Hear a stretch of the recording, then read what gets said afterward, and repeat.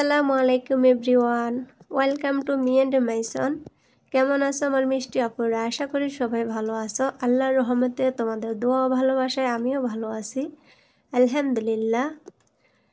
দোয়া করি যে যেখান থেকে আমার ভিডিওটা দেখতেছো, আল্লাহ পাক রব্বুল আলামিন সবাইকে ভালো রাখুক, সুস্থ রাখুক, আমিন।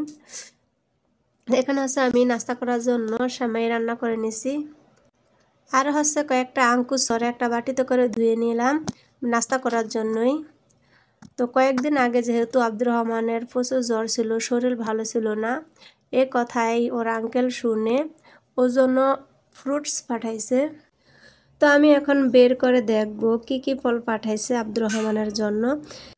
আব্দুর রহমানের জন্য যে ওর আঙ্কেল ফল পাঠাইছে, ফল পাঠানোটা কিন্তু বড় কথা না, আসল কথাটা হচ্ছে ওনার ভালোবাসা আমার সন্তানের প্রতি। যাই হোক, ফলগুলো কিন্তু এখন আমি বের করে সাজিয়ে রাখবো। ফল আমি তো সবসময় ফল ফ্রিজে রাখি, কিন্তু এখন যেহেতু শীত পড়তেছে তাই এখন আর আমি ফলগুলো ফ্রিজে রাখবো না, এখন কিন্তু বাইরেই ভালো থাকবে। ফলগুলো কিন্তু আমি সাজিয়ে রেখেছিলাম সুন্দর করে। বাসায় এসে আব্দুর রহমানের বাবা দেখে বলতেছিল, দেখো তোমার আম্মু রুমের ভিতরে ফলের দোকান দিছে। আব্দুর রহমান বলল, দোকান দিয়ে লাভ কি, আম্মুর তো আর কোনো কাস্টমার নাই। ফলের সাথে মাশাআল্লাহ বড় বড় 3টা আমও আনছে। সৌদি আরবে কিন্তু এখনও আম পাওয়া যায়, বাংলাদেশে পাওয়া যায় কিনা আমি জানি না, বাট সৌদি আরবে এখনও আম অ্যাভেলেবল আছে। তো এই তো ফাইনালি আমি আমার ফলগুলো সাজিয়ে ফেললাম। সবাই বলবে আমার ফল সাজানোটা কেমন হয়েছে, বাট এটা শখ করে আমি সুন্দর করে সাজিয়ে রাখছি আর কি। ভালো লাগলে অবশ্যই জানাবে। আর এখানেও হলো কেক নিয়ে আসছে। তো আগের কেকটাতে যেহেতু অর্ধেকটা খাওয়া শেষ হয়ে গেছে, তা আমি এখন এই 2 পিস কেকও আগের বাক্সতেই ভরে রেখে দিলাম। আর 2 পিস কেক পলিতে রাখলে ভালো লাগবে না, মানে কেমন জানি লাগে, সেজন্য হচ্ছে আমি বাক্সতেই ভরে রাখলাম। আমার আগের একটা ভিডিওতে আমার একটা আপু আমাকে কমেন্ট করেছিল যে আপু তুমি সৌদি আরবের কোন জায়গায় থাকো? হ্যাঁ আপু, তোমাকে বলছি আমি সৌদি আরব রিয়াদে থাকি।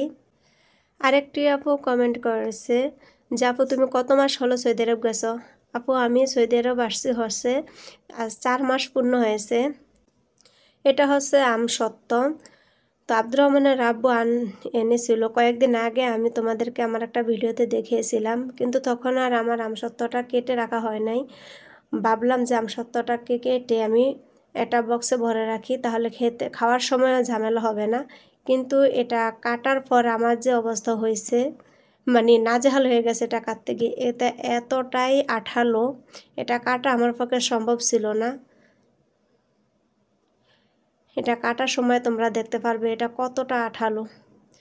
তাছাড়া এটা খাওয়ার টাইমে মানে এটা কেমন যেন দাঁত দিয়ে কামড় দিলে দাঁতের সাথেই এটা লেগে থাকে, এটা এতটা আঠালো।